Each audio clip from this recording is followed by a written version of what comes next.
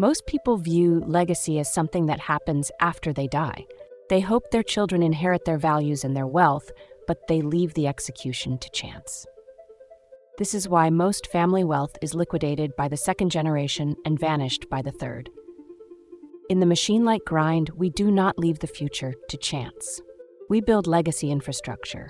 We treat the family name as a sovereign institution. The first principle of legacy is the cultural operating system. Wealth without a mindset is a liability. If you hand millions to an individual with a consumer hardware, they will destroy the capital. The 1% engineer a family constitution, a set of non-negotiable protocols and values that every member must be onboarded into from birth. You aren't just raising children, you are training the next generation of architects.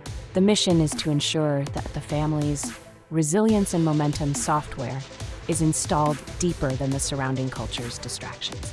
Next, we address the trust architecture. In the 1% mindset, assets are not owned by individuals, they are held by structures.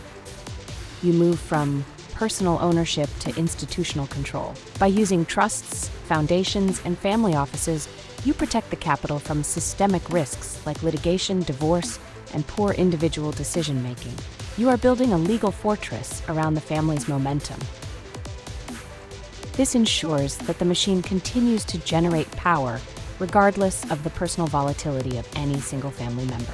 Then there is the apprenticeship protocol. Most parents make the mistake of shielding their children from the grind.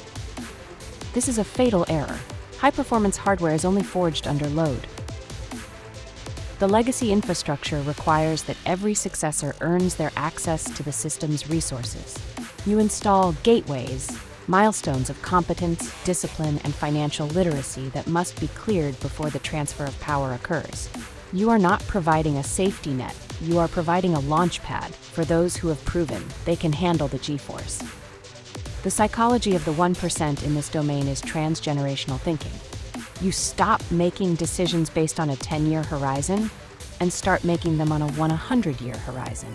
You ask, how does this acquisition serve the family in 3 generations?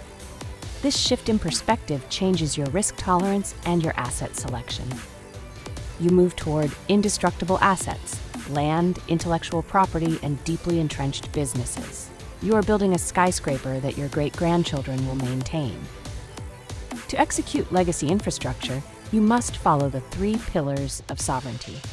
First, establish the family identity. What do you stand for, and what are the rules of the house? Second, build the financial fortress, move assets into protected structures. Third, implement the education loop. Ensure the next generation is technically capable of managing the architecture. You are moving from a family to a dynasty. The machine is temporary if it is tied to one person. It becomes permanent when it is integrated into a bloodline. Stop building for yourself and start engineering for the name. When the infrastructure is sound, the momentum never stops. Audit the values, secure the asset, engineer the legacy. The final stage of the grind is ensuring it outlives you. If you are ready to stop thinking in years and start thinking in centuries, subscribe. The Relational Architecture series concludes with our next deep dive. We will see you there.